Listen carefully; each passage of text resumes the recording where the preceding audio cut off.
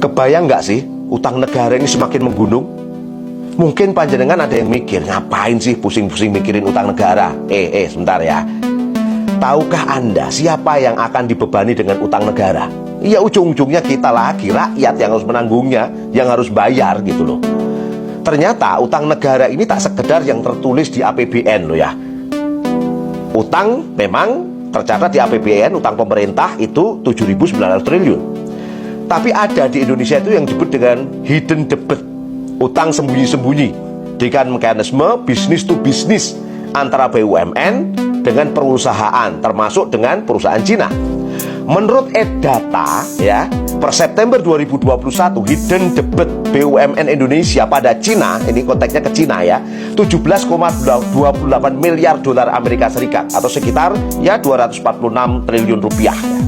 Walhasil, ya BUMN bisa digadaikan masuk skema privatisasi bila nggak bisa bayar utang, atau malah jadi beban APBN seperti yang ditawarkan Cina terkait dengan proyek kereta cepat Jakarta-Bandung. Kalau menurut hitungan Misbahun, anggota Komisi 11 DPR, total utang Indonesia itu lebih dahsyat lagi, tembus lebih dari 20.000 triliun. Rinciannya, utang pemerintah 7.900 triliun.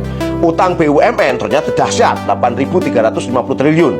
Kemudian utang atau kewajiban negara untuk membayar ASN, TNI, Polri, pensiunannya itu 4.500 triliun. Jadi total 20.750 triliun. Ingat, ketika negara kapitalis, Amerika Serikat, Uni Eropa, Cina, walaupun Cina itu komunis, tapi ekonominya kapitalis, maka utang ini jebakan penjajahan.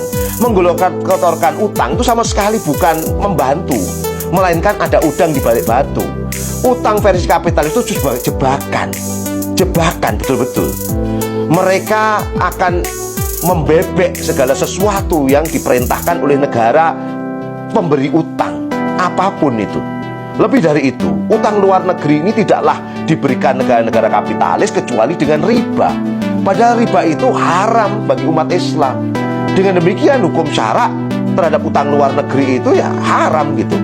Syekh Abdurrahman Al-Maliki dalam bukunya Siasa Iktisadiyah, Politik Ekonomi, dengan tajam mengatakan bahwa utang luar negeri itu sebenarnya bukanlah bantuan, melainkan senjata politik di tangan negara penjajah untuk memaksakan pandangan dan kebijakan politiknya atas negara yang dijajah.